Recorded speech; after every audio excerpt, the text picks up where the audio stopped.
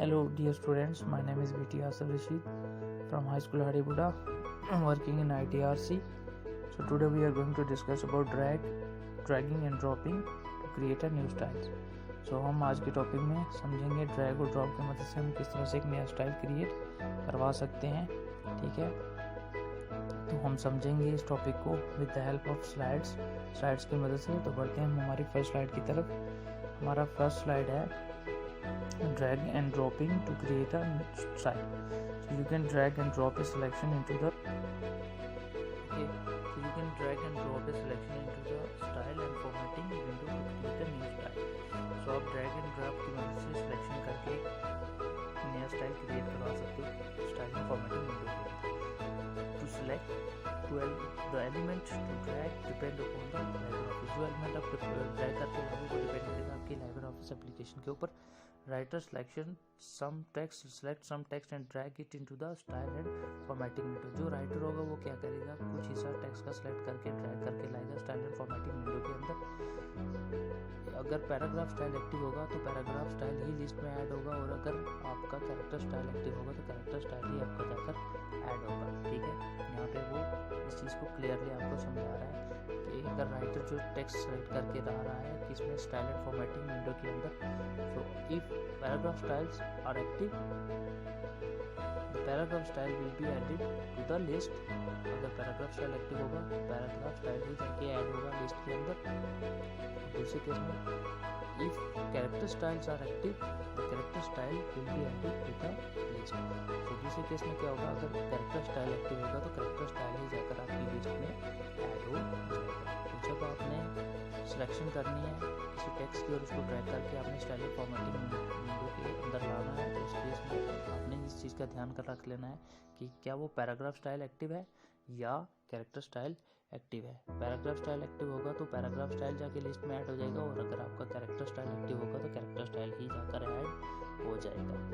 Okay, इस चीज़ का आपने ध्यान रखना है जब भी आप सिलेक्शन करके उसको ड्रैग करके स्टाइल और फॉर्मेटिंग विंडो के अंदर लाएंगे.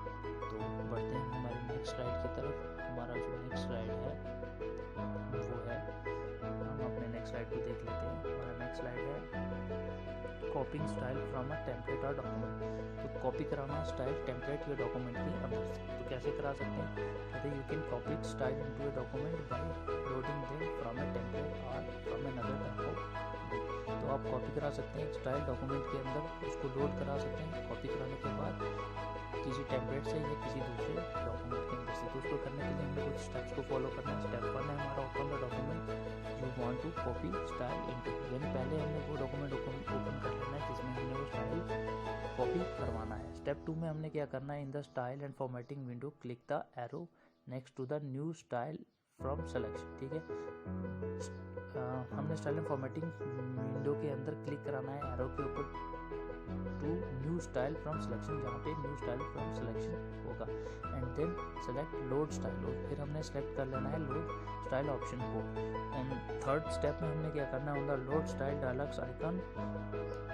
स्टाइल डायलॉग आइकन के ऊपर हमने क्या कराना है, चले जाना है and then select load style, और लोड स्टाइल को हमने सेलेक्ट कर लेना है. Find either a template or any ordinary document from which to copy style.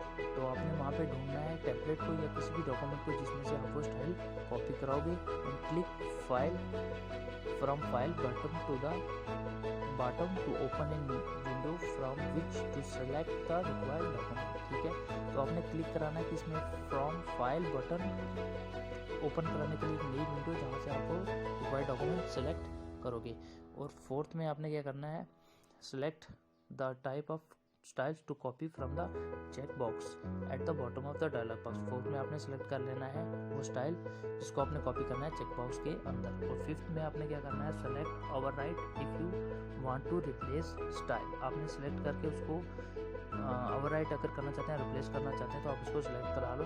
Original document के अंदर सेम नाम से as style in the document, जो उस स्टाइल डॉक्यूमेंट के अंदर होगा, from which you are importing style, जहाँ से हम स्टाइल इम्पोर्ट कर रहे हैं। If in this box is not selected you will only copy style whose names are not used in the original document. तो अगर वो डॉक्यूमेंट जो है सिलेक्ट नहीं हो रहा होगा तो आपने उसका ओरिजिनल नाम ही जो है वो यूज़ करना है। ओके, तो इस केस में आपने बेसिकली करना क्या है कि अगर आप उसको वो आपको वहाँ पे कॉपी नहीं हो रहा है तो आपने उस टाइप का जो ओरिजिनल नेम है उसी को ही यूज़ करके उसको कॉपी कर लेना है वहाँ से। ओके, सो इन चीज़ों का आपने ध्यान रखना जब भी आप ये स्टेप्स फॉलो करोगे।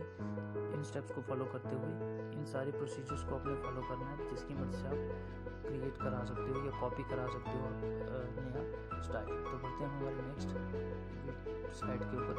हमारा नेक्स्ट स्लाइड जो है ये वो इंटरफेस है जो आपको यहाँ पे वो दिखा रहा है कि जब आप परफॉर्म करोगे कॉपी की मदद से, जब आप एक नया टेम्पलेट नया स्टाइल लोड कराओगे किसी डॉक्यूमेंट के अंदर तो किस तरह से होगा। जब आप नया स्टाइल जो है वो कॉपी करा रहे होंगे या कॉपी कर रहे होंगे आप किसी टेम्पलेट के अंदर से या किसी दूसरे ऑर्डिनरी डॉक्यूमेंट के अंदर से, तो इस तरह का इंटरफेस आपके सामने खुल कर आएगा आपकी कंप्यूटर स्क्रीन के ऊपर। ठीक है, तो जब आप कॉपी की मदद से क्रिएट कराओगे नया स्टाइल, ठीक है, किसी दूसरे टेम्पलेट से या किसी भी दूसरे ऑर्डिनरी डॉक्यूमेंट के अंदर से, तो इस तरह का जो इंटरफेस आपके सामने खुल कर आएगा। जो हमने स्टेप्स फॉलो किए थे वो यहाँ पे आपको क्लियरली बता रहा है किस तरह से आपने पहले करंट डॉक्यूमेंट को ओपन करना है जिसमें आपने वो स्टाइल जाके यूज़ करना है, फिर आपने वो डॉक्यूमेंट ओपन कराना है जिसमें से आपने वो स्टाइल सेलेक्ट करना है। ओके, सो होपफुली आपको ये लेसन समझ आया होगा। ठीक है, आज का हमारा जो सेशन है वो यहीं पे ख़त्म होता है। तो इसी के साथ ही हम आज के सेशन को वाइंड अप करते हैं। तो होपफुली आप सबको आज का जो हमारा सेशन है वो समझ आया होगा। इनकेस अगर आप में से किसी को समझ ना आया हो तो कमेंट करके या मुझे कॉल करके इसके बारे में पूछ सकते हैं। मैं उसको